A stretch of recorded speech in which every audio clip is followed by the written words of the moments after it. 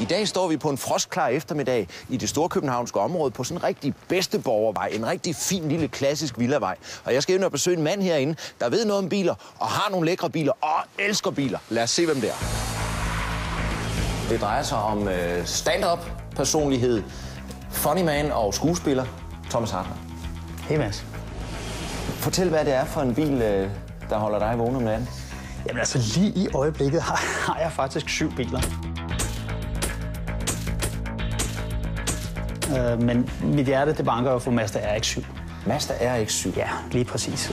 Det er deres Wankel sportsvogn, og den faldt jeg for helt tilbage i 1978, hvor jeg var nede som 8-årig for at købe mit månedlige Spider-Man-blad. Og så faldt mit blik på Bil Motorsport lige ved siden af, hvor der var sådan en flot kanariegul RX-7 på forsiden. Og jeg købte simpelthen det blad i stedet for. Satte mig udenfor, jeg kunne ikke engang vente til at komme hjem, og dvælede især ved den her meget helt revolutionerende motor, der var i. Der er en helt unik motor i den, der er en såkaldt Wankel-motor, hvor du i stedet for stempler, der bevæger sig op og ned i cylinder, har en trekantet rotor, der bevæger sig ikke frem og tilbage, men hele tiden i samme retning, inde i et 8-talsformet kammer. Og jeg gik direkte hjem og sagde til min far, sådan en skulle jeg have en dag, og han grinede af mig, og nu har jeg da haft 6 stykker efterhånden. Wankelmotoren skal vi prøve at se, om vi kan få kastet lys over, for rotationsprincippet er jo hos dem, der synes om det, en genistreg, men løjeligt nok, så har den resterende del af den internationale motorindustri valgt at vende det der princip ryggen, for der er ingen andre, der gør det end Mazda. Er vi ikke enige om det? Jo, det er vi enige om. Det betyder så altså også, at de har erhvervet sig patentet, ikke? Og de overtog det efter NSU, der havde problemer med at få det til at køre. Ja. De havde en bil, der hed RO80, ja. Og det var sådan en gængs ting blandt ejerne af dem, at de hilste på hinanden ved at gøre sådan her. Og så viste de i ruden, hvor mange gange de havde fået skiftet motor. Ikke? Ja. Men Mazda fik det til at fungere. Thomas, du har jo en fantastisk imponerende vognpakke, og så har du jo også, nu hvor der er sne og salt over det hele, en vinterged, men det er jo ikke bare en vinterged, vel? Nej. Bilen er en 1992 Junos Cosmo. Den er fra Japan. Den er aldrig produceret til andet end det japanske marked, og derfor er det her en importbil.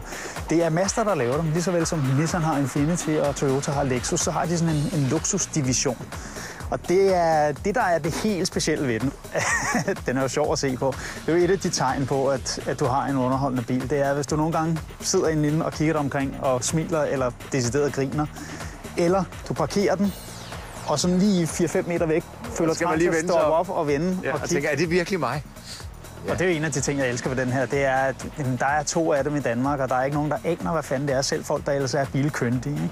Og så er der altså under motorhjelmen en trekammeret Wankel-motor. Det første, du hører, det er jo blæseren, der går i gang. Ja. Wankel-motorer, de udvikler ret meget varme. Og der har Mazda altså besluttet sig for, at de kan lige så godt starte med det samme. Den er jo fuldkommen motoren er jo ikke i bevægelse. Nej, den ligger fuldstændig stille, ja. Og du kan også sætte en hånd på, ikke? Og du kan sætte et glas vin ovenpå, for nu at blive i din begrebsverden. Ja. Og så vil der ikke være andet end små krusninger i overfladen. Hvad er det der, Thomas? Det er simpelthen en lille markør, så når man sidder der og kører bilen, så har du det fjerneste hjørne herude. Og så kan du forsøge at undgå at støde ind i forskellige piller og pæle i parkeringskælder. Så det er i virkeligheden en sidespejlsskåner? Ja. Skal vi prøve at sætte os ind i varmen? Lad os det.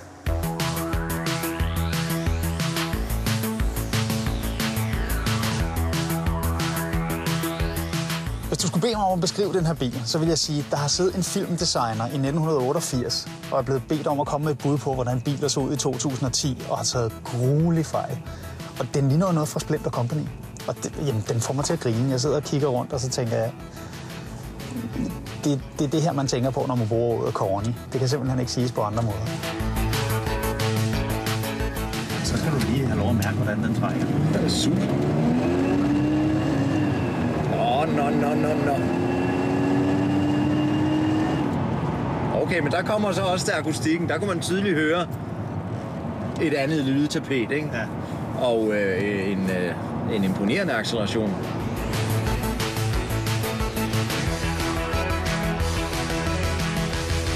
Kære Thomas, tusind tak for turen. Man bliver altid glad helt ind i hjertekuglen, når man møder nogen, der også godt kan lide biler. Og det er jo derfor, Gear Lir ikke bare et tv-program, men det er jo også en social Lego-sammenhæng, hvor vi finder sammen.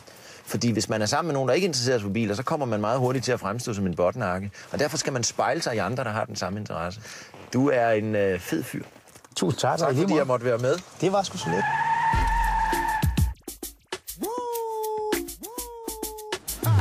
Thomas betalte 103.000 afgiftstyngede kroner for sin mærkværdige Junos. Hvis man vil have en Bugatti, så skal man dybere i lommen. Den her Bugatti Veyron, vi skal kigge nærmere på, den lugter langt væk af penge. Den lugter langt væk af fed tegnedreng, og der skal vi altså op med mindst 25 millioner bare for at komme ud og køre i en almindelig standardmodel.